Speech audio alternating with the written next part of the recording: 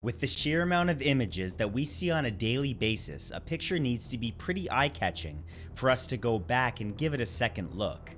These are not those pictures. On the surface, there's nothing special about them, so there'd be nothing stopping you from just scrolling on to the next picture. But a little bit of context will make you look at them in a whole new light. So while visually scary pictures might give you that initial shock, the backstories of these innocent-looking pictures transform them into some of the most disturbing images of all time.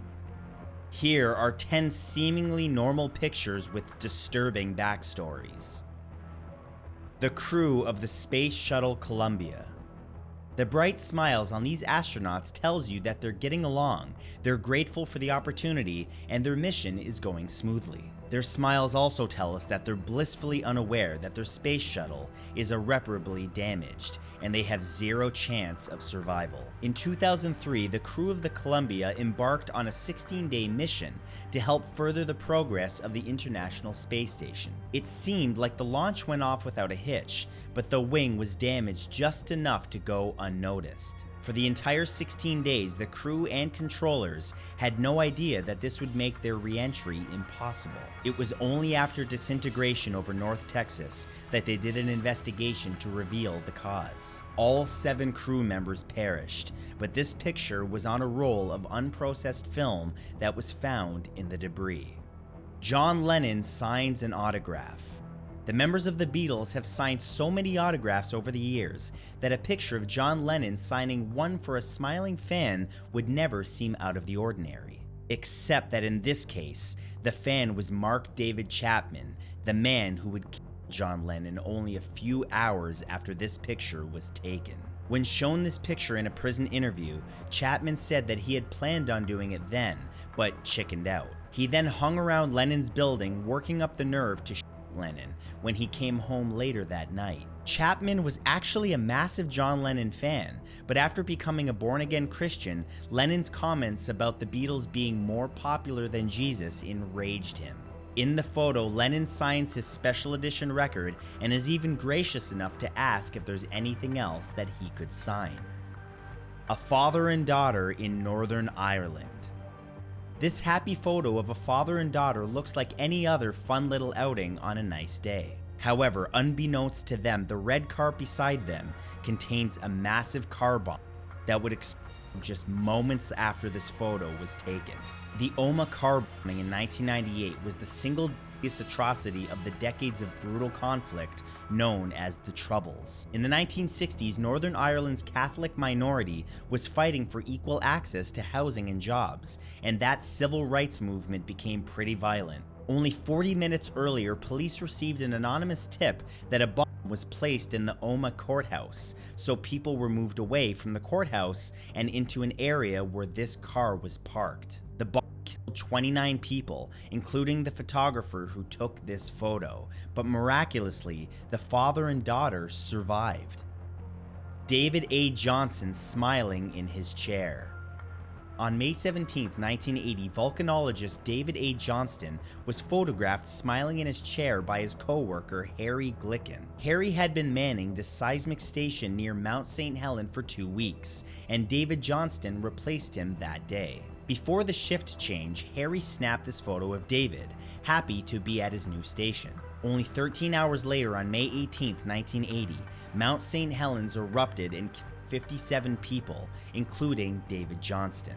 It blew with the force of 24 megatons, 1,600 times the size of an atomic bomb. His volcano monitoring effort helped limit access to the area, which ended up preventing the deaths of hundreds or even thousands of people.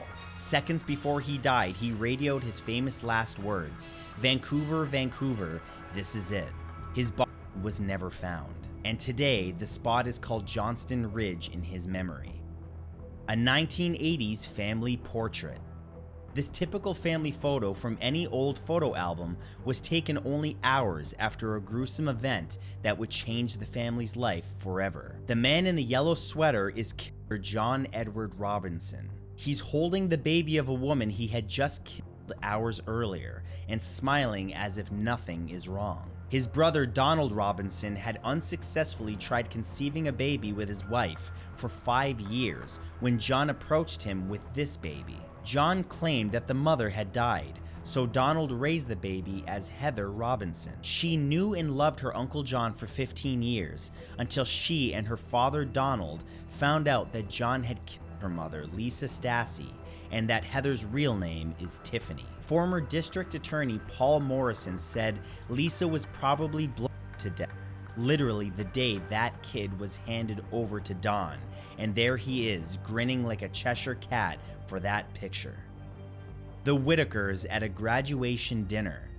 In this picture of a proud mom with her 2 sons, the son in the brown jacket knows something that the others don't. You'd never be able to tell from his smile, but while they're at this restaurant celebrating his graduation, Bart Whitaker arranged for 2 men to ambush and kill his family when they got home.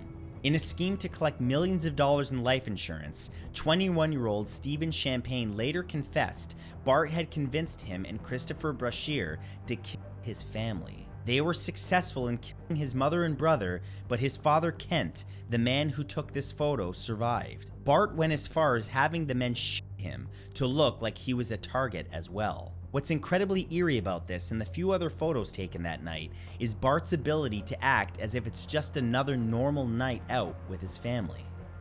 American physicist Harold Agnew. At first glance, this picture looks like a man holding his lunchbox on his way to a job that he loves. In reality, this is physicist Harold Agnew holding the plutonium core of the Fat Man atomic bomb, which was dropped on Nagasaki in 1945.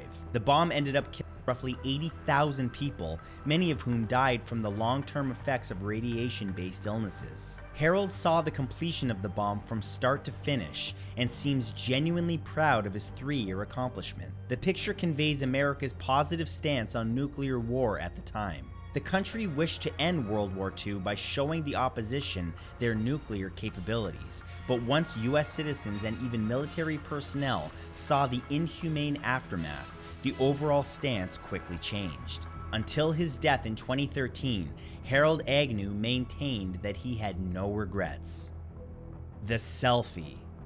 What initially looks like 3 girls taking a selfie at sunset is actually a snapshot of their last moment alive. A closer look reveals that this isn't actually the sunset, but an oncoming train. In 2011, 15-year-old Essa Ricker and Kelsey Webster, and Kelsey's 13-year-old sister Savannah, waved at a train as it rolled through Utah's Spanish Fork Canyon. They squeezed in for a selfie to commemorate the moment, but didn't realize that another train was coming from the other direction. Just before this selfie was taken, Savannah even posted, "Standing right by a train, ahaha, this is awesome," on Facebook. Engineer Michael Anderson blasted the train horn to get their attention, but the girls didn't move at all. He slammed on the emergency brakes, but trains traveling at 55 miles per hour can take more than a mile to come to a complete stop. Their excited, carefree smiles are a grim reminder of how carefree they actually were.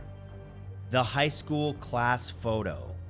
This is a picture of the entire graduating class of a high school in 1999. With so many teens in the picture, it's hard to make out specifics at first, and no one thought anything of these specifics until after one of the most notable disasters in American history.